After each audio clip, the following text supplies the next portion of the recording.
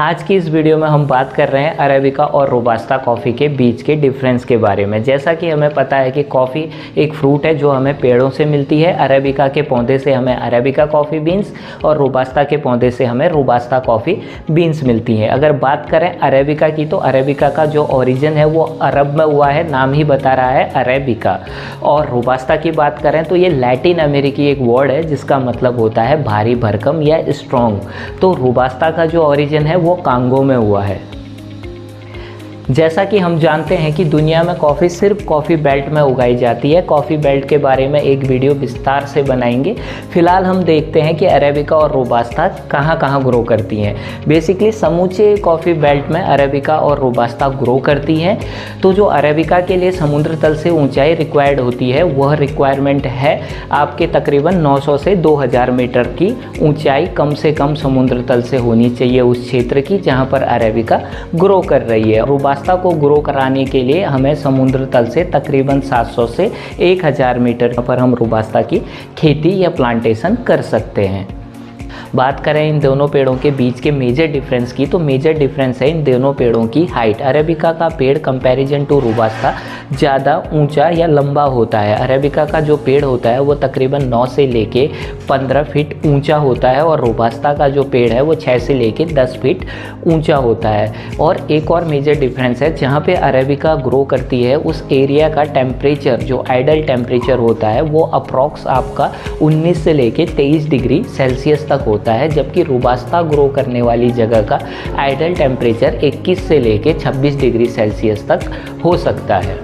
अब थोड़ा सा केमिस्ट्री में घुस के अगर हम इनके डिफरेंस को समझना चाहें तो बेसिक डिफरेंस जो हमारे सामने पहला आता है वो है कैफीन कंटेंट का। जैसा कि हमें पता है कि कैफीन एक केमिकल है, तो दोनों ही बीन्स में इनका जो पाया जाने वाला परसेंटेज है वो अलग अलग होता है। तो जो आपका अरेबिका में कैफीन कंटेंट कम पाया जाता है और रोबास्ता में कैफीन कंटेंट ज़्यादा पाया जाता है। तो अरेबिका में जो कैफीन कंटेंट होता है वो 1.5% तक हो सकता है उसके वॉल्यूम के, और जो रोबास्ता में कैफीन कंटेंट होता है वो 2.4 से 3.5 तक हो सकता है रोबास्ता बीन के टोटल वॉल्यूम के। एक और महत्वपूर्ण चीज़ है जो इन दोनों कॉफ़ी को डिफ्रेंशिएट करती है वो है शुगर लेवल। ऐसा देखा गया है कि अरेबिका में जो शुगर का लेवल होता है वो उसके वॉल्यूम के 3 से लेके 6% तक हो सकता है और रोबास्ता में यही 0 से लेके 3% तक होता है। तो अब हम सीधे सीधे समझ सकते हैं कि कम कैफीन ज़्यादा शुगर अरेबिका कॉफ़ी, ज़्यादा कैफीन कम शुगर रोबास्ता कॉफ़ी। अब फिजिकली आंखों से की गई एग्जामिनेशन की बात करें तो अरेबिका और रोबास्ता के बीच का जो डिफरेंस है वो बेसिकली ये है कि अरेबिका की जो बीन्स होती हैं वह ओवल होती हैं और जो रोबास्ता की बीन्स होती हैं वो राउंड बीन्स होती है, वो राउंड शेप की बीन्स होती हैं। अरेबिका की बीन्स हल्की सी लाइट होती हैं इन वेट में और रोबास्ता की बीन्स हल्की सी भारी होती हैं, जैसा कि उसका नाम ही है। Robusta Latin American word means strong. अगर बात करें मार्केट शेयर की कि कौन सी कॉफ़ी कितना % वर्ल्ड वाइड यूज की जा रही है, तो इससे समझने से पहले हम बेसिकली ये समझते हैं कि किस बीन्स का कॉफ़ी पे फाइनल इम्पैक्ट क्या है।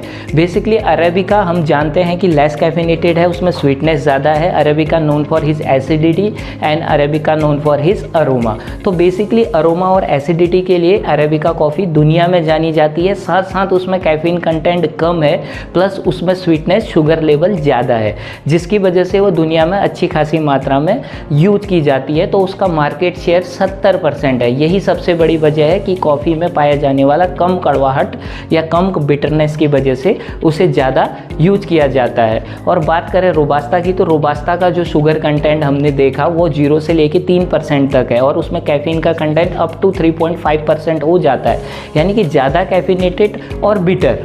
उसमें स्वीटनेस कम है तो बिटरनेस ज़्यादा है, तो बिटर ज़्यादा होने की वजह से उसका कंजप्शन ज़्यादा नहीं किया जाता। मगर ऐसा नहीं है कि रोबास्ता एक ख़राब कॉफ़ी है। Robusta is the one of the best coffee in the world. Robusta को हम एज ए ब्लेंड यूज करते हैं क्योंकि robusta known for his crema and his body.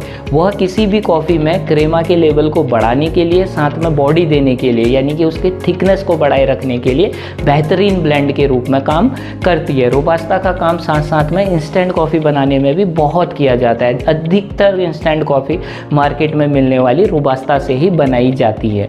तो रोबास्ता अरेबिका का ब्लेंड दुनिया में सबसे ज़्यादा कंज्यूम करने वाला ब्लेंड है, जिसमें 85-15 या 80-20 के ब्लेंड शामिल हैं। तो ये तो थी मोटा मोटी इन दो कॉफ़ी के बीच का डिफरेंस। अगर वीडियो अच्छी लगी हो तो शेयर, सब्सक्राइब।